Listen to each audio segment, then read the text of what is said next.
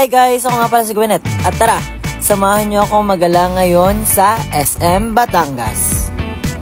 Yan nga pala guys ang aking itsura ngayon. At andini nga kami sa may tapat ng Petron at inaantay lang namin dito ang aming mga kasamahan pang iba.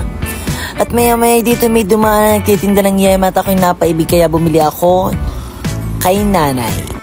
Dini nga nakasakay na kami ng van at inaantay na lang namin mapuno ang van para makaalis na rin agad kami. Dito ngayon nakaalis na kami at nandito na kami agad sa tapat ng diversion. Medyo malapit-lapit na nga kami dito at kaya nakita ko tong pinapasukan ng ate ko dito sa UB. Dito nga pala napasok si ate ko kaya binidyuhan ko muna itong nakikita ko.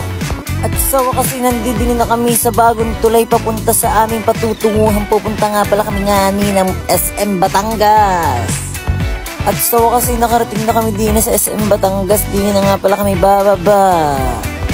Ari nga pala ng salimon nagsisibaba kasi si Ashley, si Hazel, si Gian at saka si Marian. Naumpog pa yun habang nababa ng van o kita ka sa video. At di nga ako nagpapakit muna at di nga pala si Jefferson sa likod ko kaya sinama ko siya sa video ko. Yan nga pala guys sa mga kasama ko, tingnan nyo sila guys. Puro pakit sila dyan. Ang kapatid ko nagsusuklay dyan. Kami nga di papasok na at pinacheck ko na itong bag ko. Kita nyo naman guys, napakaraming tao kasi nga linggo. Ang mga kasama ko nga lang pala dyan, yung mga pinsan ko. Ayan sila guys, oh. Diningay papunta na kami sa itaas muna upang maggala-gala.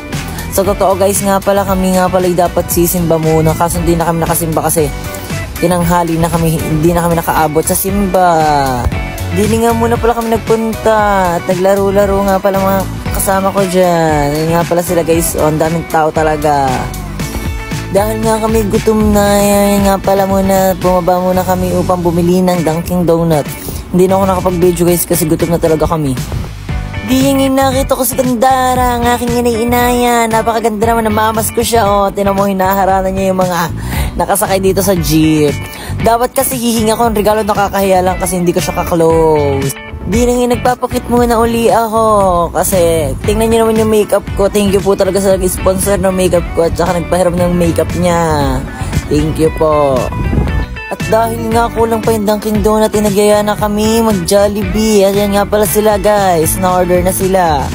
At di nga kami nag-aantay na lang ng deliver ng aming pagkain.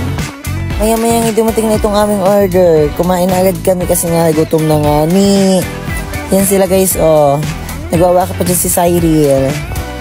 At sila nga pala yung naglalaro na dito. Guys, ako nga pala yung palubat na nga. Kaya kung hanggang saan na lang talaga maabot itong video ko. At di nga guys, kami nakasakay na sa van. At sorry guys, ako yung nalobat na kaya nang hiram na lang muna ako sa kapatid ko ng sapon para makapag-update sa inyo. Nakatulog sa biyahe pagkagising ng hindi rin ng tricycle. Ay, nasa tricycle na hindi ka naglakad na makabuti ng hat. Kita guys nga pala, naulit nga pala dyan ako din yung biscuit tag. Wala na kayo nagpapakit pa rin guys. Kung nakaabot ka nga pala sa part na to, pwede mong pa-like and follow and share na din. Thank you. Bye-bye!